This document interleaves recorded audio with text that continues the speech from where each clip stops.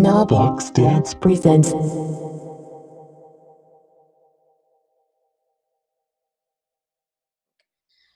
We are in a self-preservation mode, and I think we we all want live performance to come back, absolutely. And it is coming back in many places, including America. Yes. And it's great. And I'm doing live performance. Like we have a show tomorrow. It'll be outside at a park, socially distanced. I'm working on some other pieces with other theater companies, and those will also be outside. And that's great. But it's also great that there are digital offerings for audiences who still are not ready to go outside. Me personally, I have yet to go and see a live performance outside Oh, because really? I'm not quite ready. I have performed outside already during this pandemic because that's my job. My job as a performer is to go and do the work. But as a person to go and view something, I haven't been ready to do it yet. And I think as an artist and a creative maker, part of my job is to provide opportunities for viewers to have access however they feel comfortable. So really what I'm looking for in a performer is someone who is uh, really open to being a collaborator.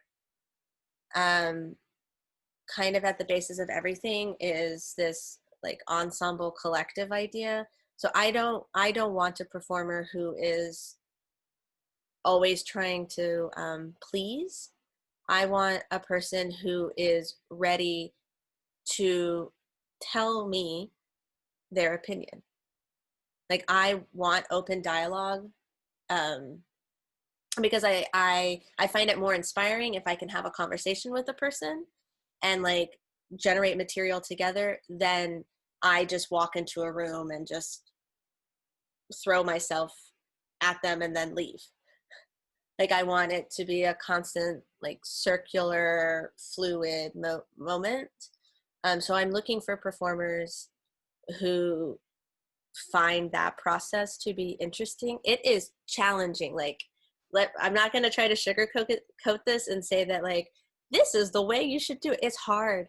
It's really hard because we all have opinions and ideas, and we have to remember that like it's not personal, and that we have to kind of like release the precious quality of ideas, um, because the moment you think that it's like all about you, you'll like hit a roadblock. But it's hard to remember that when you're like in the process of creating. um so yeah, I'm just like I'm looking for people who are willing to get like their hands dirty and know that it's going to be a challenge, um but that's also going to be a lot of fun because we're making the show together and that they have equal stake in what comes out next. Um, and generally, what happens is that like we all contribute to the script. It's never just like written by one person. Even the choreography comes from a ensemble generated process. I mean, I usually come in with like, hey, I have this idea. This is what my vision is.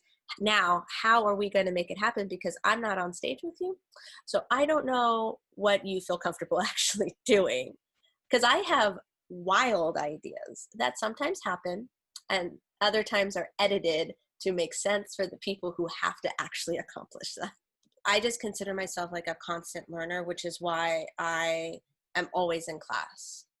And I want to take from the other professors that I work with, because I've taken both of your classes when we were all teaching at the same school, because I view that as an important way for me to learn your methods as teachers, more so than if I just were to say, come teach this one class and then I will make a decision if you are the person that is the best fit.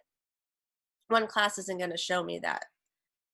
Being in your class for a whole semester and really engaging and immersing myself in your like practices is what will show me if like the three of us would be this like great teaching team.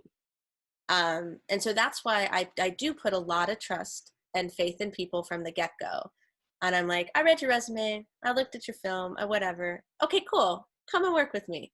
But then I'm in the class with you because that really shows me how you are with students of any range. Because I teach at a community college, or I run the dance program at a community college, and our student body is unlike any other program. So, you know, at the university level, you're engaging with majors in dance, but at a community college level, you're engaging with people who want to major in dance, people who just want to dance, people who have never walked into a dance studio before. I just consider myself this lifetime learner because I think specifically in dance, like you can't ever stop training and learning because everything shifts all the time and there's all these new practices and ideas coming out, and so you just have to keep taking class. My brand of dance theater is that it is dialogic dance theater. It is constantly engaging with the dialogue with the performers and the audience before a show opens, while a show is happening, and then after the show is over. Because for me, it's never done. The conversations are never done, and the themes that we are exploring continue from one show to the next. They're just packaged in a new way. And I would say that how we are different from what some people might consider like a traditional work of dance theater is that we don't follow we follow all of the rules to only break them all. So there's a structure to every show, and then I tell the performers to destroy it. And then we have a DGDG show. And that's So how I guess you that's say how no you to might the say boss. no to the boss. Yes. Yeah. Break the I think rules. it's just sort of built in there. I have an appreciation for all rules and standards and structures, and then I don't want to follow any of them. Thanks for taking your time to tune into Dance Behind the Screen, a bi-monthly interview series where we go behind the screen to question process, product, and social media. Be sure to follow us on social media at KNOW Box Dance. See you next time, and don't forget to say no to the box.